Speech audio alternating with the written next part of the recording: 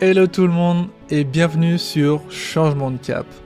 Moi c'est Indy, votre hôte. Je suis filmmaker et je suis également passionné de voyage, de randonnée et fervent défenseur de la croissance personnelle.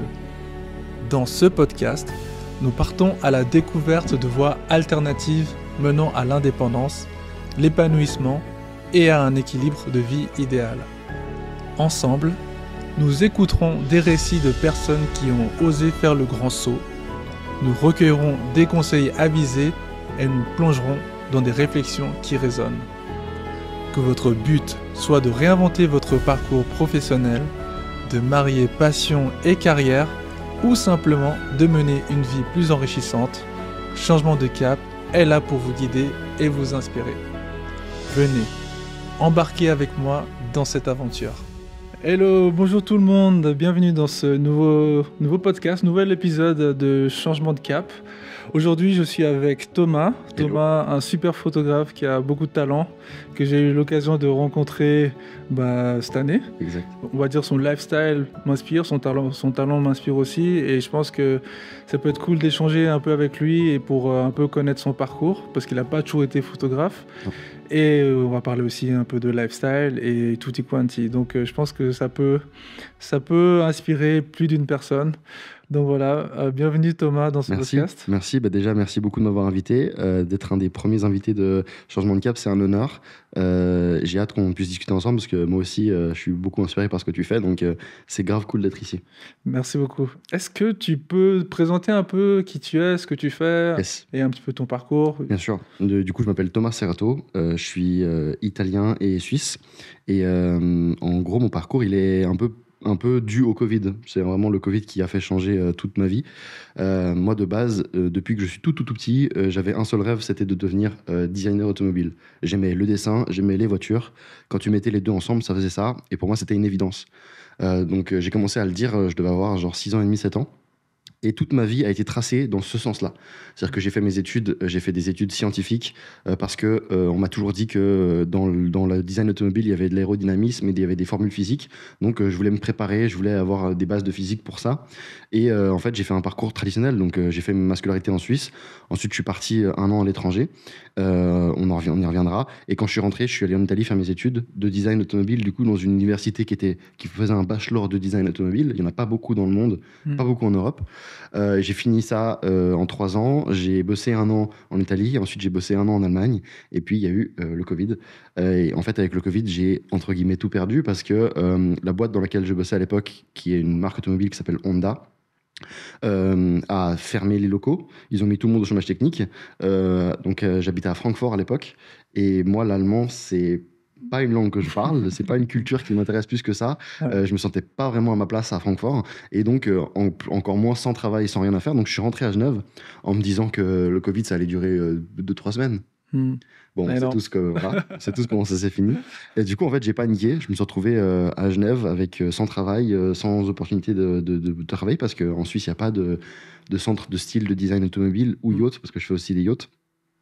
Donc j'ai paniqué et je me suis inscrit à plein de masters différents dans l'espoir qu'il y en ait un qui me prenne et au final j'ai fini par faire un master à la ED du coup à Genève en design d'espace. Donc c'est un terme très général pour dire c'est de la scénographie d'art, c'est de la curation et c'est du design d'espace. Donc c'est un peu entre la direction artistique et l'architecture d'intérieur. Un peu entre les deux. Okay. Et ce master s'est terminé pile en même temps que le Covid, donc c'était parfait. Au final, ça s'est très bien déroulé. J'ai eu un master qui n'était pas du tout influencé par le Covid. On pouvait aller en cours quand même, on avait quand même accès au studio, malgré que tout était fermé et tout. Donc franchement, pour ça, j'ai eu de la chance.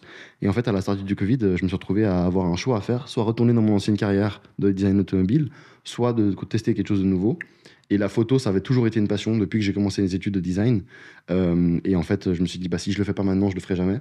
Et donc, j'ai créé ma boîte et je fais de la photo et encore du design, mais du coup, du design d'espace cette fois-ci.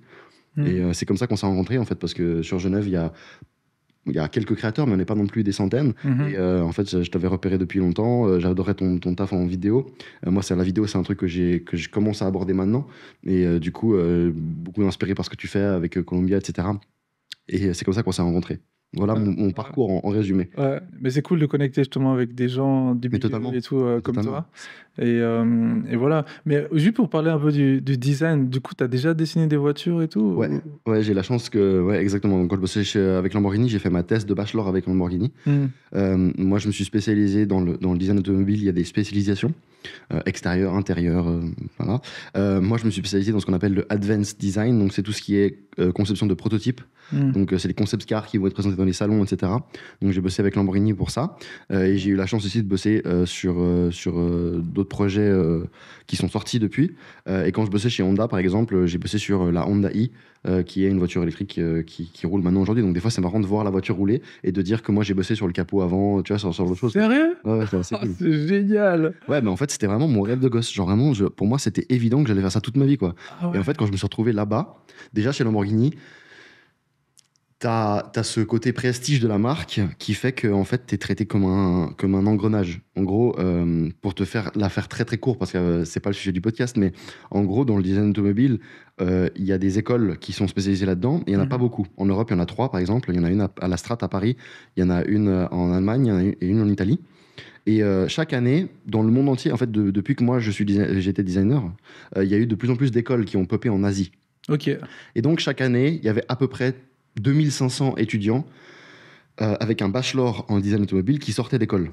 Ok. On appelle ça du transportation design, le bachelor. Transportation, parce qu'au final, quand tu fais des études, tu fais aussi la moto, tu fais aussi les bus, les voitures, des fois il y en a même qui spécialisent dans les trains, les yachts, etc. Donc c'est pour ça que c'est englobé transportation. Ok. Et en fait, il y a à peu près 50 places disponibles par année. Donc je te laisse faire le ratio entre 2500 et 50. Ok. Et c'est des postes qui sont des postes de carrière. Donc en gros, une fois que tu l'as, c'est rare que tu le lâches. Les mecs, ça fait. Mes chefs chez Lamborghini, ça faisait 15 ans qu'ils étaient là, tu vois. Et quand tu deviens. Donc quand tu rentres, t'es junior designer.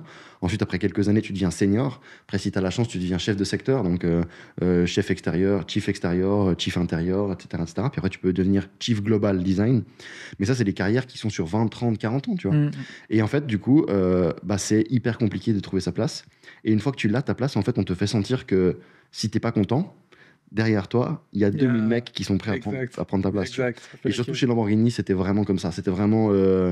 en fait, tu finis par faire des journées de 12 heures, mais pas parce que tu as du taf, mais parce que tes collègues font des journées de 12 heures et que tu veux pas partir plus tôt qu'eux. Parce que sinon, tu te mets dans une position où tu es sur la select. Tu vois. Ok. En fait, c'est pas un environnement de travail très sain. On est d'accord. Et du coup, j'ai perdu ça un peu chez Honda. C'est une boîte japonaise qui ont un centre de design en Allemagne, à Francfort. Du coup, les Japonais sont beaucoup plus carrés, beaucoup plus respectueux. Donc, il y avait moins ce côté un peu outil où tu sens que au pire, t'es pas content, tu t'en vas. Mais ça restait quand même, j'ai découvert que ça reste un boulot 8h, 19h devant un bureau, tu vois.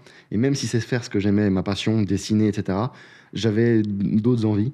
Et là où l'entrepreneuriat et le fait d'avoir sa propre compagnie, d'être indépendant, que ce soit en photo ou en autre chose, hein, mais je trouve que ça, c'est hyper important et c'est hyper intéressant. Ça, c'est un monde que j'ai découvert qui est fantastique, quoi. De pas avoir de pression, si ce n'est la tienne, celle que tu te mets toi-même. C'est ça, on s'en met beaucoup en plus. Ouais. Et je pense que ceux qui réussissent s'en mettent beaucoup. Ouais. Si tu t'en mets pas beaucoup, c'est qu'il y a un problème. Je pense que quand tu te rends compte que ton loyer il est payé uniquement par tes efforts et c'est tout, ouais, faut voir à combien t'es prêt d'en mettre des efforts. Donc ça, c'était un peu hyper intéressant, quoi. Et c'est pour ça que je suis hyper content d'être là, parce qu'on puisse discuter de tes projets aussi, tu vois. Ce genre d'effort là que tu vas faire là, de partir à l'inconnu, même si tu connais l'endroit où tu vas, c'est que tu quittes une situation stable à Genève. C'est assez ouf pour moi, tu vois, en tant qu'entrepreneur. Pour moi, c'est des questions qui réveillent en moi des envies qui ont des implications énormes. Ok, d'accord, mais ça veut dire que tu n'as plus d'appart ici, ça veut dire que la santé, elle est différente là-bas, le système de santé. Toi, tu as déjà une fille, tu vois, comment tu la vois, etc. C'est hyper intéressant, je trouve. Et tu parles de mon départ à Bali. Exact. Pour Bali, j'aime embrasser l'inconnu ou sortir de ma zone de confort, parce qu'il y a toujours quelque chose à obtenir derrière. Même si j'ai décidé ça peut-être il y a 3 mois et demi, ça fait honnêtement 5 ans que tu l'as dans la tête, sauf que j'avais plein d'éléments qui me disaient oui, non, attention ci, attention ça. C'est vrai que quand le bon moment il apparaît, bah, tu saisis l'opportunité. Et moi, d'un coup, c'était devenu une évidence. Ok. Et à un moment donné, tu dis, ah, tu sais quoi, je saute de cette falaise et après, j'apprends à voler, tu vois. Mais c'est ça, c'est pour ça que je suis curieux. Tu dis le bon moment, t'as senti le moment arriver. Au final, je crois pas. Je crois que t'as juste décidé que c'était maintenant le bon moment. Ouais, Toi, je l'ai c'est toi qui as décidé. dit, tu vois. J'en ai eu marre Voilà. d'attendre, en fait. Tu vois. Voilà. Moi, je comprends, tu vois. Il y a des gens, ils attendent toute leur vie le bon moment. Et je pense qu'à un moment donné, surtout quand on a des métiers créatifs comme le nôtre, évidemment que le bon moment, il arrivera jamais. Parce que tu peux toujours trouver un moyen de le repousser. C'est juste toi qui as décidé que le bon moment, c'était maintenant. C'était maintenant, exact. Ok. Et du coup, bah, quand tu choisis le métier de designer, généralement, c'est un métier de carrière. Ouais. Et est-ce que ça a été difficile pour toi de lâcher C'était terrible. Ouais. C'était terrible. Tu l'as vécu comment? En fait, je me suis retrouvé déjà quand j'étais en Allemagne, quand je suis arrivé en Allemagne, étant donné que je t'ai expliqué que c'était pas une culture qui me parlait plus que ça et tout, c'était la première fois que je vivais dans un environnement qui me convenait moins. Avant, j'avais habité en Australie, j'avais habité à Bali, là où tu vas, j'ai habité en Italie. C'était tous des environnements, des pays, des cultures qui me nourrissaient énormément. Là, l'Allemagne, j'ai rien contre les Allemands, hein, mais c'était plus froid, on était plus au nord, il y avait moins de soleil, je parle pas la langue, c'était aussi la première fois de ma vie que je parlais pas la langue, et ça a été dur dès le début, et en fait ça a commencé à planter cette graine dans ma tête de est-ce que c'est vraiment ce que je veux faire toute ma vie, est-ce que le design automobile c'est vraiment ce que je veux faire. Et je me suis retrouvé, j'ai encore la mémoire, je me suis retrouvé dans mon appartement, c'était un tout petit 2 pièces que j'avais à Francfort, devant un miroir, et je me souviens à l'époque je me laissais pousser les cheveux, ce qui m'allait pas du tout.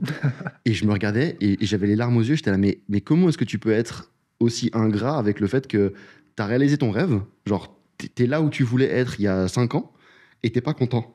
Genre, pourquoi Et du coup, ça m'a terrifié parce que je me suis dit, mais si je suis pas content là, est-ce que je vais être content un jour? C'était mon rêve. Ça faisait 20 ans que je traçais ma vie, enfin un peu moins de 20 ans, que je traçais ma vie pour arriver là. J'ai fait mes études en fonction de ça. J'ai été en Italie, je me suis arraché. Les études de design, c'était horrible, c'était hyper dur. Je me suis arraché pour y arriver. Et j'y suis arrivé et une fois que j'y étais, j'étais là, en fait, ça va. En fait, bon. Bof. Et du coup, je m'en suis terriblement voulu. Et ça a été un truc d'égo, je pense, de dire, mais c'est pas parce que tu as la vie de rêve. Et je pense que c'est une discussion que j'ai eue de nouveau avec plein de gens après coup qui ont des métiers très intéressants comme l'influence ou ça, où en fait, de l'extérieur, c'est toujours la vie de rêve, tu vois. C'est toujours, il fait ce qu'il veut, il fait ce qu'il aime, etc. Et au final, non, il y a toujours un truc où en fait, on peut se dire, non, c'est pas ce que je voulais. Et du coup, le changement a été terrible. Heureusement qu'il y a eu le Covid, j'ai envie de dire, parce que du coup, ça a vraiment forcé ce changement-là, tu vois. Mais la graine était déjà là. Franchement, je me souviens d'avoir eu des soirées un peu tristounettes, mélancoliques dans mon appartement à Francfort où j'étais là, mais ça me va pas. Je veux pas, c'est pas la vie que je veux. Donc au départ, j'avais pensé changer de boîte, retourner dans une autre entreprise automobile, une autre marque, tu vois, en Allemagne, mais une autre, genre Audi, Porsche, essayer de postuler ailleurs pour avoir un autre environnement. Et au final, le Covid a changé ça. Et là où ça c'était facile, c'était que la photographie, mais je pense que tu le sais aussi, les mondes créatifs, en fait, ils tournent les uns autour des autres, ils gravitent. Ouais. Le design, l'horlogerie, les voitures, l'aviation, le dessin, la photo, la musique, c'est des mondes en fait qui sont en constante révolution les uns autour des autres. Ouais. Et du coup, moi, j'avais commencé la photo comme passion. C'est un pote qui m'avait prêté un appareil pendant que je faisais mes études et on allait au salon de l'auto ensemble. Et on était enregistrés en tant que journaliste et on faisait des photos reportages du salon de l'auto et on vendait nos photos à des magazines, à des marques, etc. Et c'est comme ça que j'ai commencé la photo. Et c'est là où je suis tombé dedans. Et au final, c'est parce que j'étais designer automobile que j'ai commencé à faire de la photo de voiture. Puis après, la photo de voiture, elle m'a emmené ailleurs, tu vois. Et puis moi, j'ai toujours aimé les montres. Puis du coup, enfin, tu vois, et en fait, c'est que des mondes qui gravitent les uns autour les autres. Donc au final, c'était pas si éloigné que ça, dans le sens où je faisais déjà un peu de photos, et puis j'adorais déjà ça, et puis le visuel, en fait. Quand t'es designer, le visuel, c'est trop important. Donc il y avait de ça, mais oui, non, ça a été dur. Franchement, au début, c'était la panique. Surtout que... ça, c'est un truc qu'on peut en parler, mais quand tu commences, les proches autour de toi, ils veulent être rassurants. Tu vois, ils veulent te dire, moi, j'ai eu la chance d'être très bien entouré, et j'ai les gens autour de moi, ils me disaient, non, mais t'inquiète, au pire, tu tentes, ou tu fais ça pas longtemps, ou alors tu trouves un job à côté et tout. Et en fait, c'est des trucs qu'il faudrait pas qu'on entende. Parce que c'est des portes de sortie qu'on nous donne, qui viennent pas de nous-mêmes, tu vois. Et du coup, des fois, on a tendance à se rapprocher un peu, à ça, tu vois. Au début, moi, j'ai hésité, on m'a dit, non, mais te mets pas à ton compte. Trouve un job dans une boîte de prod ou dans une agence marketing et tout, et commence par là. et je suis très content de ne pas l'avoir fait. Non, ouais, Parce que faire le grand saut, c'est trop important.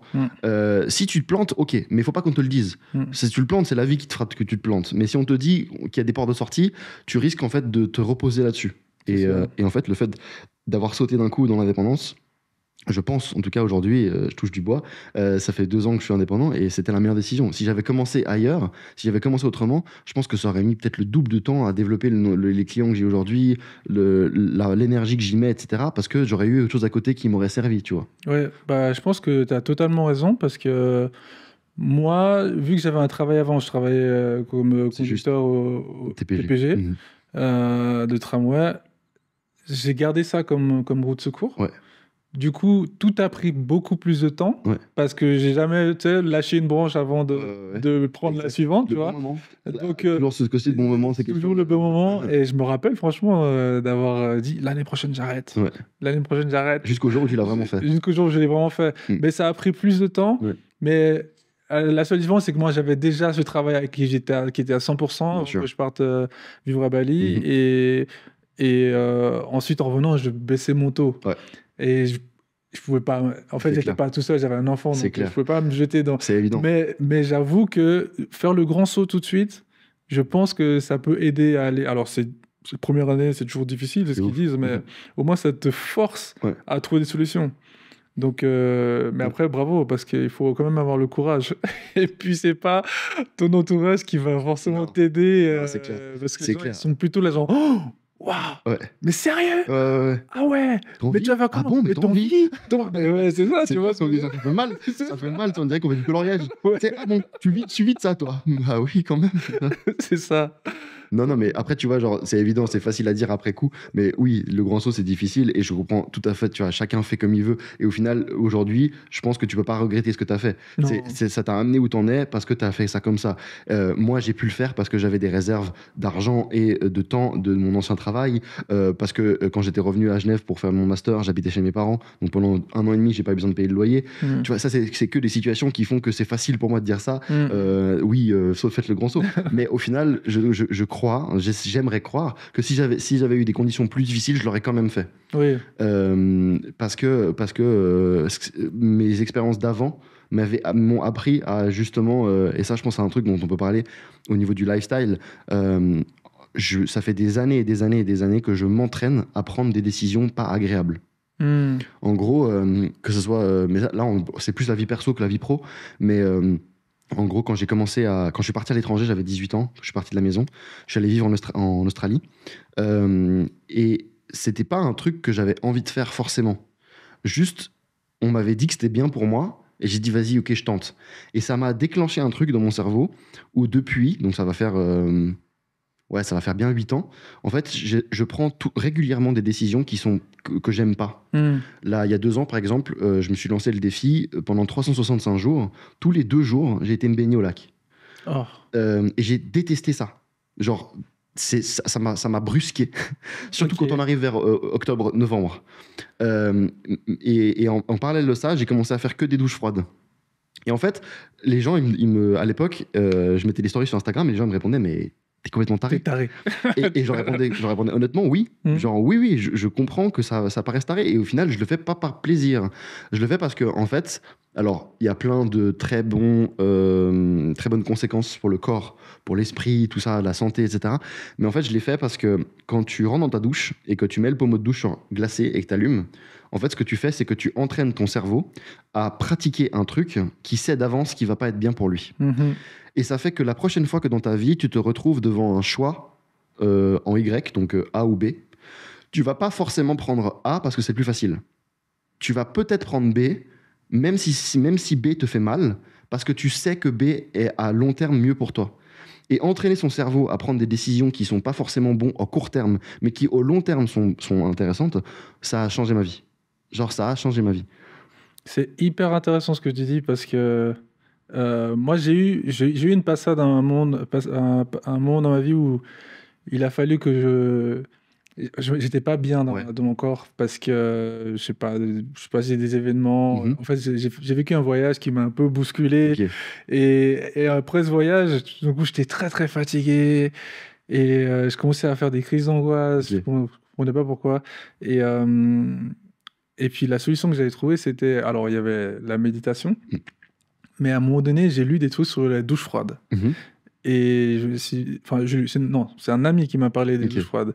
Et j'avais lu aussi. Mais quand l'ami m'a dit, ouais, les douches froides, nanana, c'est bien. Et il m'a expliqué ce que tu viens de me dire. C'est ce self-discipline que tu te mets Ouais, à faire quelque chose qui n'est pas agréable. exactement.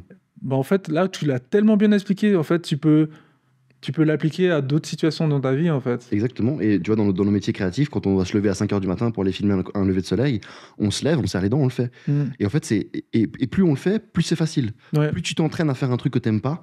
Moi, j'adore dormir. Et des fois, quand je voyage, surtout en été, tu sais, on dit les photos. Enfin, moi, on m'a toujours dit les photographes préfèrent l'hiver parce que pour le lever de soleil, t'as besoin de te lever plus tard. Tu C'est ça. et c'est pas faux, c'est pas faux. Genre, C'est moi, en vrai. été, genre, des fois, je voyage et j'ai envie d'aller voir un lever de soleil et le réveil, il est à 4h30. Ça Et pique. ça pique. Ouais, ça pique. Et ça, c'est un truc, tu vois, genre, j'adore parce que notre métier me permet de continuer à exercer ça, cette discipline, dans mon travail. Mm. Quand tu fais et de nouveau, loin de moi l'idée de cracher sur les gens qui font des tafs de bureau, tu vois, mais quand tu fais un taf de bureau qui est 8h, 17h, t'as moins ce côté où tu peux te challenger. Mm. Tu peux essayer de donner ton max dans ta journée. Tu peux être le meilleur employé que tu peux être. Pas de souci. Mais tu n'auras pas l'occasion, comme nous on l'a de temps en temps, de te dire bah, ok, bah là par exemple, j'ai envie de faire une photo, il va falloir que je me tape une rando de 8 heures. Mm. Et la rando de 8 heures, elle ne fait pas partie de ton taf. Le taf, il commence une fois que tu as fini la rando. Mm. Mais le fait d'avoir fait cette rando de 8 heures, alors que tu n'avais pas forcément envie, ça rentre dans ce mood-là, tu vois, de te forcer à te faire des trucs.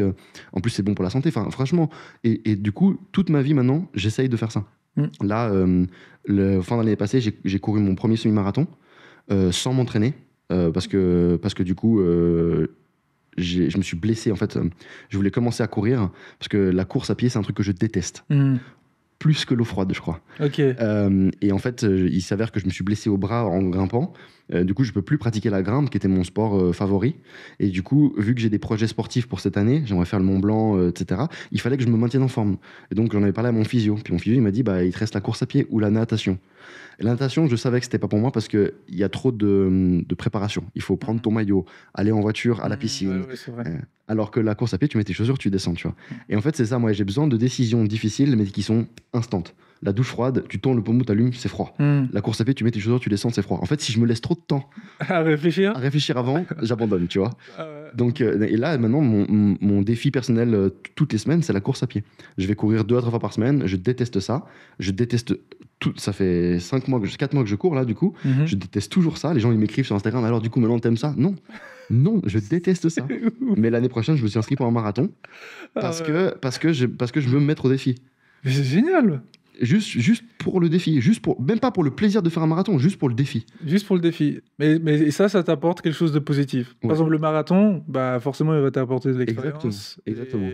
Et tu vois, là où Et des capacités en plus. ouais, et puis moi, c'est bon pour la santé. Mm. C'est un truc que tu peux cocher sur ta. Moi, je fonctionne beaucoup avec les to-do list. Ouais. Genre, dans ma vie, j'ai des rêves et ils sont tous dans une liste sur mon téléphone. Mm. Et une fois qu'ils sont cochés, j'ai un sentiment de satisfaction énorme, tu vois. Donc, je me suis rendu compte que ça me plaisait bien. Mm. C'est un peu le sucre, tu sais, pour le chien, tu vois. Moi, je mets des trucs dans ma liste et quand je les coche, c'est le C'est royal, tu vois. Le Kilimanjaro, il était sur la Le liste. Kilimanjaro était sur la liste. Et le Kilimanjaro, c'est la première fois de ma vie, et j'espère que le marathon, ce sera la deuxième.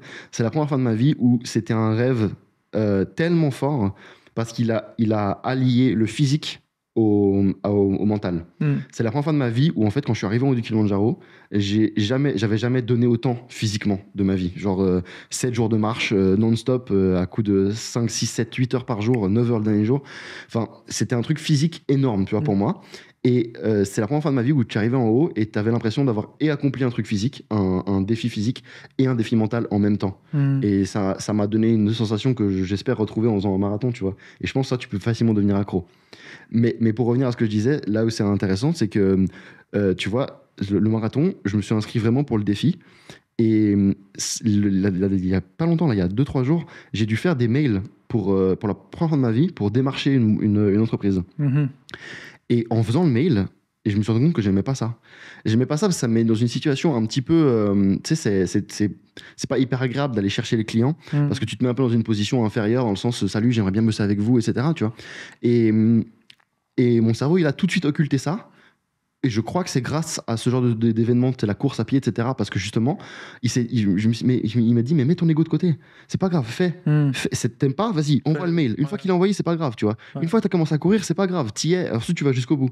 Et je pense que ça, c'est hyper intéressant. C'est des parallèles qui me viennent des fois et je fais, ah putain, mais oui, c'est pour ça que je fais ça. Purée, c'est beau de voir ça comme ça. Et là, tu me donnes envie de me mettre des défis. Mais franchement, vas-y. Et tu sais, j'ai des potes qui me disent, ouais, mais c'est des défis énormes. Mais c'est pas grave, commence petit. Moi, j'ai commencé par me faire des défis de merde, tu vois. Et puis, après, forcément, quand tu commences à kiffer justement ça, bah, tu vas toujours chercher un peu plus loin. Tu vois, l'année prochaine, cette année, c'est le Mont Blanc. Mais ça aurait pu être juste aller faire une rando de 8 heures. Si t'en as jamais fait de ta vie, si la personne qui écoute ça, elle a jamais voyagé seule. Voyager seul, ça a été le truc qu'on m'a le plus rapporté dans ma vie. Oh, putain, mais comment tu fais pour voyager tout seul et tout? Je trouve ça incroyable, machin, tout ça. Mais vas-y, prends ton sac et vas-y. Tu verras. Tu découvriras par toi-même. Exactement. C'est beau de te le raconter, tant que tu l'as pas vécu toi, tu ne sauras pas ce que c'est. Bien sûr. Et puis surtout que les gens, ils s'imaginent que tu es tout seul dans ta grotte alors que tu n'es jamais tout seul. Tu prends n'importe quel bus, train, dans n'importe quel pays, tu rencontres des gens.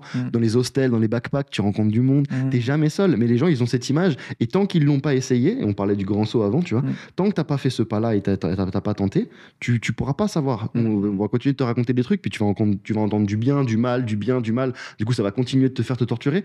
Prends ton sac et vas-y. C'est ça. C'est ça. Bah ouais, par exemple, il y a plein de gens que je sais qui veulent peut-être changer même de travail, ou ils veulent peut-être sortir d'une situation qui ne leur plaise pas, ou d'une relation qui ne leur plaise plus. Mais des fois, c'est difficile pour les gens de prendre cette décision, de faire le saut, de se retrouver dans cette zone inconfortable.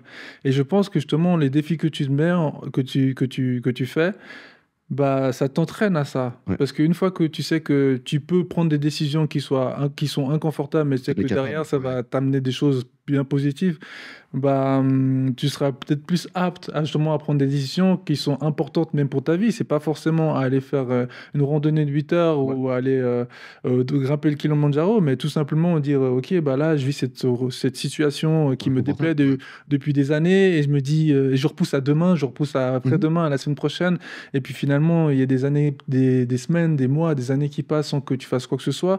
Et je pense que prendre la décision sans trop réfléchir, dire ok, je me jette dans cet inconnu, dans cette zone inconfortable, c'est quelque chose qui s'entraîne. Et je pense que là, ce que tu expliques, c'est la meilleure manière de le faire, c'est de se mettre des petits défis. Et puis il y a des défis, on a besoin de les prendre. De ouf. Totalement. Et en plus, je pense que ça instaure une espèce de discipline. Par exemple, quand on parle de sport, c'est la régularité. Et en fait, si tu fais le sport par défi plus que par amour du sport, alors je dis pas qu'il faut pas aimer ce que tu fais, hein. Je trouve que c'est génial si en plus tu aimes ce que tu fais, mais en fait du coup ça instaure une discipline de ouf. Genre, là dernièrement j'ai vécu un peu ce que tu m'expliquais avant, ce côté j'ai eu une période de ma vie en fin d'année passée là où j'étais vraiment pas bien. Il s'est passé des trucs dans ma vie qui m'ont mis à terre, vraiment à terre, et en fait ça a pas duré longtemps. Pourquoi? Parce qu'en fait je me suis dit ok, t'as deux choix. Soit, alors de nouveau, c'est hyper facile à dire, plus difficile à faire, mais soit tu te laisses bouffer par le truc et tu prends le temps qu'il te faut et t'absorbes et puis tu guéris à ton rythme, etc. Soit tu te forces à guérir. Soit tu dis ok, bah vas-y, là je suis pas bien. Qu'est-ce que je peux faire pour changer? Je peux recommencer à aller au sport. J'avais arrêté d'aller au sport à cause de mes blessures. Un des trucs qui me pesait sur le moral, c'était le fait que j'étais blessé, que je pouvais plus grimper. Ok, d'accord, bah fais autre chose. Et en plus, fais un truc que t'aimes pas. Et je me suis mis à courir. Puis je suis retourné au fitness alors que je déteste ça. Puis après, j'y suis allé 3 fois par semaine au fitness, 3 fois par semaine à la course. Ça m'a mis une rigueur, ça m'a mis une discipline. Et au final, chaque jour, j'y allais et j'étais content d'y être allé. Et puis ce goût un peu sucré là, d'être content, d'être fier de toi, c'est un truc que j'avais pas eu depuis un moment. Et du coup, tu reprends vite goût à ça. Tu dis ah ouais, ok, d'accord. Donc faut pas que je lâche, parce que si je suis content de moi, c'est que je vais mieux, c'est que je fais un pas vers aller mieux tout le temps. Et du coup, tu fais ça tout le temps et au final, tu te rends compte qu'un jour, tu te réveilles le matin et tu vas mieux parce que tu as mis en place des schémas et des trucs qui te font sortir de ce que tu avais qui était pas bien avant, quoi. Toujours avancer. C'est Orelsan, il a dit une phrase qui m'a transcendé il y a des années de ça. Il a dit quand tu es dans le désert, il reste qu'une seule chose à faire, c'est avancer. Ah ouais. C'est vrai en fait. C'est ça. T'as rien d'autre à faire. Il n'y a rien d'autre à faire. Il ne faut pas chercher de l'eau, il ne faut pas creuser un trou, il faut avancer. Tu veux sortir du désert, t'avances. T'avances. Ouais, stylé. Vraiment, très belle phrase ça. Et puis maintenant, tes inspirations en photo, tout ça, parce que tu allies un peu le lifestyle aussi, un peu à ce que tu fais, donc quelles sont tes inspirations quand tu... Ouais, j'essaye. En gros, moi, mon rêve, ça a toujours été de faire de la photo de voyage. Ouais. Genre, j'ai eu la chance de beaucoup voyager quand j'étais plus jeune et encore maintenant, je voyage beaucoup. Et en fait, ce qui, moi, m'inspirait à voyager, c'était les photos des autres. Je me disais, putain, mais attends, mais c'est incroyable, sur la planète sur laquelle on vit, il y a ça. Ouais, je me dis la même chose. Genre, des fois, tu vois des images, tu te dis, mais c'est pas possible, tu vois. Et des fois, c'est des constructions humaines, des fois, c'est des constructions naturelles, des fois, c'est juste des paysages en général, des fois, c'est un lieu dans un pays, des fois, c'est juste le mood du pays en général. Tu vois, l'Indonésie, par exemple, on parle souvent de Bali. Mais c'est le mood. Mais le mood du pays est génial. Ouais, génial. Donc, ouais, les inspirations, c'est ça, en fait. Moi, mon inspiration, mon leitmotiv, c'est de motiver des gens à voyager. C'est ouf parce que, en fait, ce qui m'a mené à faire ce que je fais aujourd'hui, ça a été en quelque sorte le voyage. C'est-à-dire montrer à quel point la planète, elle est belle, tu vois, et qu'il y a des choses extraordinaires. Mais c'est vrai qu'aujourd'hui, ça a toujours été mettre la planète en avant. J'ai envie de rendre le monde meilleur d'une certaine manière. Mais bien sûr, et je suis d'accord que le voyage, ça reste quand même une école de vie. Et que justement, si on voyageait plus, ben, on serait beaucoup plus ouvert sur le monde. Clairement. Quand tu vas je sais pas, voir le Mekong et que tu vois à quel point il est pollué, mais à quel point il est beau, et t'as envie de pleurer, tu vois. Et ensuite, tu rentres chez toi et tu vois les mecs, ils balancent des bouteilles d'eau dans le lac Léman et tu dis, mais non, j'ai vu le Mekong, j'ai vu ce que c'est. Je veux protéger le reste, ce qu'on peut protéger, tu vois. Et puis, quand tu vas, j'ai une anecdote au Vietnam. J'avais acheté une moto au Vietnam et j'ai fait un road trip de 1 mois et demi où j'ai fait Laos, Cambodge, Vietnam et Thaïlande. Et au Vietnam, les routes sont incroyables. Genre, les autoroutes sont construites par l'URSS. Elles sont dans les montagnes, c'est des 4 voies, c'est des autoroutes incroyables, abandonnées parce que personne roule dessus. Du coup, tu es tout seul. Enfin, c'est génial.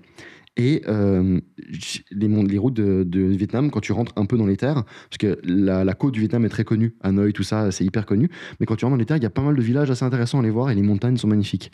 Et un jour, je débarque dans un village en moto et je m'assois à un café et j'étais clairement le seul touriste du village et c'était clairement le seul restaurant du village. Et donc, je commande à manger et je me mets à bouquiner et au bout de 20 minutes, je lève les yeux et il y avait genre le village qui était là. Ils étaient venus s'asseoir pour me regarder, tu vois. Et j'étais là, waouh, ok, d'accord. Et il y avait pas mal de personnes âgées, dont certaines qui étaient en fauteuil roulant. Et en fait, il y a un jeune qui est venu parler avec moi et qui parlait un peu anglais. Et en fait, il m'a expliqué que c'était un village qui avait été beaucoup touché par la guerre du Vietnam. Et les gens que je voyais là, c'était des rescapés de la guerre du Vietnam. Donc il y en avait qui étaient en chaise roulante, ils avaient perdu leurs jambes, les membres, etc. C'était assez violent, en fait, quand j'ai compris pourquoi. Et ce qui m'a tout de suite frappé, c'est le sourire. Ils avaient un smile, mais c'était et il y avait aucune haine, il y avait rien, tu vois. Tu peux te dire bon bah l'étranger, il est venu chez eux, il a brûlé leur village, il y avait rien, aucune haine. Et ensuite tu rentres chez toi et il y a des mecs qui se plaignent parce qu'il y a des immigrés, tu vois, genre tu dis mais enfin le contraste, tu vois, c'est ce qu'on disait, c'est le référentiel, ça te change ton référentiel de fou, quoi. C'est vrai. Quand j'étais à Bali, moi, j'allais tôt le matin à la rencontre des gens dans les rizières, là, ceux, je sais pas comment on les appelle. Ouais, ceux qui cultivent le riz. Ceux qui cultivent le riz. Et c'est vrai aussi, pareil, ils te reçoivent avec le sourire. J'étais voir ceux qui font la culture d'algues aussi. Pareil, ils voulaient qu'on dorme là. J'étais avec mon pote. Je disais, mais c'est pas possible. Alors que tu sais, il te doit rien. Non. Mais il le fait quand même, quoi. Et ça, c'est trop stylé. Quand tu vis ce genre de choses-là, les rapports humains. Les rapports humains, t'as envie de le partager. Et pareil, tu disais, tu vois, tu te rends peut-être pas compte, mais toi, dans le travail vidéographique que tu faisais, que tu fais encore, mais que tu faisais quand moi je t'ai connu, donc il y a 2 ans à peu près, avec Columbia, là, par exemple, tu m'as donné, c'était pile pendant le Covid, tu m'as donné une envie d'aller découvrir la Suisse, le pays qui m'avait hébergé pendant des années, tu vois, que j'avais oublié. C'est toi qui m'as donné envie pendant le Covid, de prendre en voiture, d'aller me pointer dans les montagnes où j'avais jamais été en Valais, etc. Parce que j'ai vu ce que tu faisais avec Columbia, les expéditions que tu te tapais pour aller filmer les trucs et tout, les montagnes, les levées de soleil et tout. J'ai dit, mais attends, mais je vais chercher ça à des kilomètres et des kilomètres de chez moi, enfin des centaines de kilomètres, alors que genre juste je fais 2 heures de route et je vais en Valais et c'est pareil, tu vois. Donc tu vois, au final, on s'inspire tous. Les uns les autres. Exactement. Et puis, comme tu disais, recevoir un message de quelqu'un qui te dit genre, oh, tu m'as tellement donné envie de faire ça, mais c'est inspirant. C'est inspirant. C'est la personne Bah qui t'inspire en retour, tu C'est vois. ça te donne de la force, c'est incroyable. Et là, en l'occurrence, genre, moi, je sais que mes goals pour cette année, c'est d'avoir plus de clients voyage. Parce que l'année passée, j'en ai pas eu assez. J'ai des clients extraordinaires qui sont pile dans ma DA et dans ce que je vais faire et avec qui je bosse et qui me comprennent à 100% et qui, comme tu disais, tu vois, ils viennent vers moi parce qu'ils savent qui je suis et quelle est ma direction artistique, qu'est-ce que je fais comme image ou comme vidéo. Mais j'ai aussi des clients que je prends parce qu'ils ont entendu parler de moi, puis qu'ils ont envie d'une vidéo, et puis que bah voilà, il faut travailler, tu vois. Et c'est fou, cette limite. Moi, ça m'a toujours terrifié. Là, ça fait 2 ans que je suis indépendant, et maintenant encore, tu vois, ça me terrifie encore de se dire cette balance entre travailler et gagner sa vie et faire un truc qui te fait évoluer. Et des fois, on n'a pas la chance de pouvoir que les deux s'alignent. Tu vois, des fois, c'est un peu parallèle, quoi. Et c'est normal. Il faut l'accepter. Enfin, moi, je suis en train de travailler pour l'accepter, pour dire c'est OK. C'est évident que si c'était facile, tout le monde le ferait. C'est ça. Alors, si tu commences à taffer et que tu as les meilleurs clients que tu voulais de toute ta vie, et puis que tu commences à voyager à droite à gauche et à faire des vidéos et des photos pour les plus grosses boîtes de prod et office de tourisme du monde, bah, tout le monde le ferait si c'était facile. C'est ça. Mais juste, il faut y aller, tu vois. Il faut y aller. Et c'est ça, et c'est là où c'est intéressant, c'est cette lutte constante sur ne pas se reposer sur ses lauriers. C'est ça. Tu vois, cette lutte constante de dire, OK, bah là, ce mois-ci, je paye mon loyer, je gagne de la thune, mais c'est pas bien. Parce que ça pourrait être mieux. Et tant que ça peut être mieux, il faut continuer. Et vu que ça peut tout le temps être mieux, il faut tout le temps continuer, tu vois. Il faut tout le temps continuer. Et ça, je trouve c'est intéressant dans la vie d'indépendant et créatif qu'on a, c'est que j'espère en tout cas ne jamais me reposer sur mes lauriers. Même les mois où je gagne plus que ce que j'aurais jamais imaginé, si dans ce mois-ci, j'ai pas eu que des clients extraordinaires avec qui j'avais toujours rêvé de bosser, bah, c'est que je peux faire mieux. Et j'espère qu'un jour, j'arriverai au point où toi aussi, tu vois, où on se dira, putain, ce mois-ci, j'ai fait que des clients de fou, ça aurait pas pu être mieux, tu vois. OK, d'accord. Mais tant que c'est pas le cas, faut se botter les fesses. Et c'est ça qui est dur. Parce que des fois t'es déjà assez content de pouvoir payer ton loyer, et puis en plus, tu dois quand même te botter le cul par-dessus, tu vois. Donc il y a des mois où tu galères financièrement, et tu dois te vénérer contre toi-même, parce que tu peux t'en vouloir qu'à toi-même. Et même les mois où ça va, tu peux quand même te dire, tu peux faire mieux. Je peux faire mieux. C'est quand est-ce que t'es content, tu vois. C'est quand est-ce que t'es satisfait. La perfection, elle n'existe pas. Non. Puis c'est toujours autocritique de exact. ouf. Puis c'est cette gestion de la peur aussi, tu vois, de dire, OK, ce mois-ci, j'ai bien bossé, comment ça va être le mois prochain, cette peur-là, et puis la peur de dire, OK, je bosse beaucoup, mais c'est pas des clients qui sont dans la direction que j'aimerais aller. Est-ce que ça va m'enfermer dans le truc? Moi, c'est un truc que j'ai beaucoup eu au début.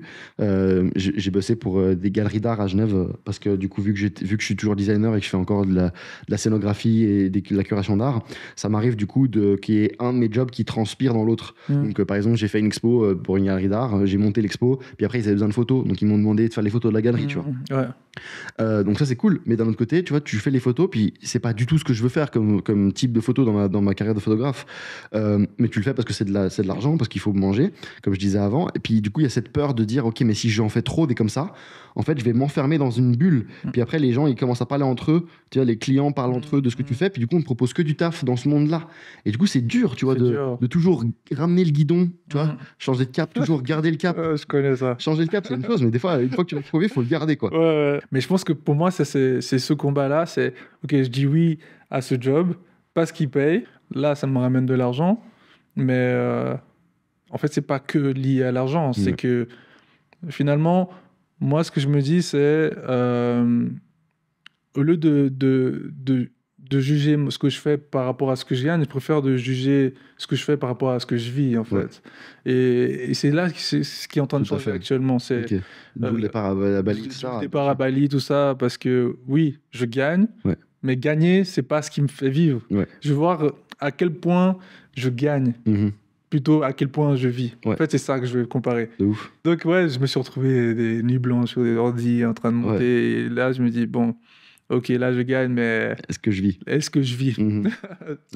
C'est ça. Et à Bali, j'espère que tu vas pouvoir dire, et je gagne. Et je vis. Voilà. Non, mais tiens, à la question fatidique de est-ce que l'argent fait le bonheur? Moi, j'ai toujours répondu, je sais pas si l'argent fait le bonheur, mais j'ai jamais vu quelqu'un pleurer sur un jet ski. Oh, C'est beau ça. Je sais pas, je pense que tout seul, l'argent fait pas le bonheur. Non. Mais ça permet d'occulter des problèmes qui font que tu peux te concentrer sur d'autres choses qui te rendront heureux. Ouais. Ça te rend heureux, tu vois. Et c'est pour ça que le travail, c'est compliqué en tant qu'indépendant, parce que pour moi, il faut cette limite, il faut cette balance de... si un jour, tu arrives à ce que tous tes tafs te rendent heureux, mais t'as tout gagné. Franchement, t'as tout gagné.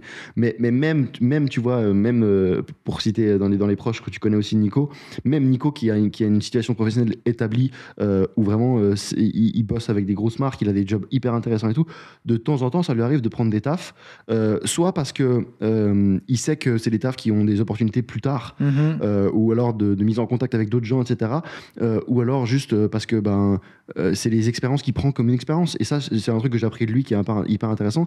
Des fois, quand c'est des tafs qui te font pas, qui t'excitent pas trop, pour rester poli, genre, tu peux les prendre quand même pour l'expérience. Ouais. Pour dire, ok, je pourrais dire qu'une fois dans ma vie, j'ai fait un taf comme ça. C'est ça. De la construction, par exemple. Voilà. J'ai été filmer un chantier une fois. Voilà. Tu vois. Après, tu t'arrêtes. Voilà, si tu t'es rendu compte que c'était vraiment pas pour toi et tout, tu reprends pas, tu vois. Mais au moins, tu l'as fait et puis tu as payé ton loyer ce mois-ci. Donc, je pense que c'est toujours cette question d'équilibre. Et je pense que, en fait, c'est dans la vie en général. Hein, c'est toute une question de balance tout le temps. Ouais, trop bien, trop bien. T'as une sacrée vie et j'aime bien ton mindset et mais on pourrait parler des heures parce que là le problème des podcasts c'est que genre j'ai l'impression c'est là j'ai encore mille trucs à te dire. On s'en fait un café et on continue. Allez. Parce que non franchement c'était grave cool, j'ai appris plein de trucs. Ouais, moi pareil et vraiment je vais mettre en place des trucs de créer des petits challenges, et je trouve que ça rend quand même la vie Attends, déjà là dans 2 semaines t'as un sacré challenge, voilà, une chose après l'autre, plus tout ce que t'as géré avant qui est aussi un sacré challenge, tu vois. Donc faut pas cumuler trop de trucs en même temps, mais je pense que déjà le challenge que tu t'es mis de partir à vivre à Bali, j'ai trop hâte de voir ce que ça va donner, que ce soit dans ta carrière perso mais dans ta carrière pro aussi, tu vois à quel point ça va te remettre dans ce bain créatif dont tu parlais off caméra, qui pour toi est trop nécessaire, quoi, d'être dans un environnement où tu te lèves le matin, tu prends ta caméra, pas parce que tu dois aller faire du contenu, mais parce que tu sais que sur ton chemin il va y avoir du contenu.